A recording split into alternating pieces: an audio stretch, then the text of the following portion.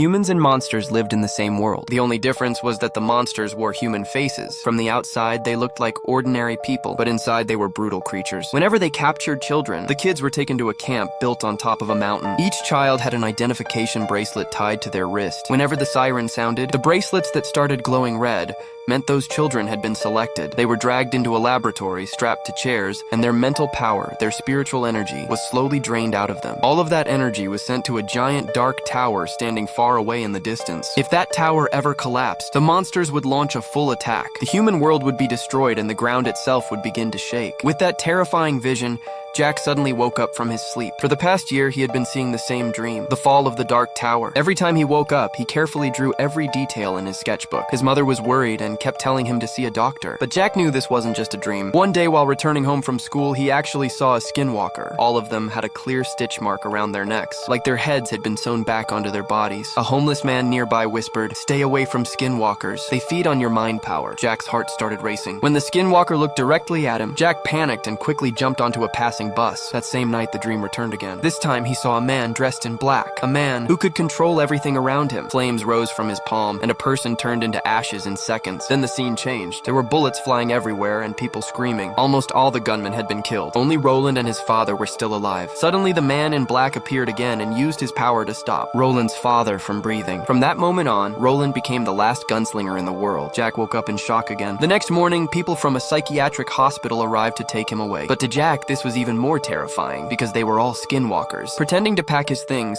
he quickly told his mother the truth, but she didn't believe him. "Jack, this is all in your head. Your mind is exhausted," she said. Jack knew she was wrong. He grabbed all his sketches and quietly left the house. Following the clues hidden in his drawings, he eventually reached an abandoned house. In his dream, he had seen a hidden door there. He entered a few codes, and suddenly a glowing portal opened beside him. He hesitated for a moment, but then the ground behind him turned into wooden vines and wrapped around him. In fear and desperation, his mental power exploded with full force and he broke free. Without wasting another second, Jack grabbed his bag and jumped into the portal. On the other side was Midworld, a place with no cities and no greenery, only endless desert. He wandered for a long time without any direction until, on top of a hill, he finally saw a lone gunslinger. At first, Roland thought Jack was working for the man in black, but when Jack showed him the drawings he had made from his dreams, Roland realized something incredible. This boy had come from another world. Follow us for more epic fantasy stories like this one.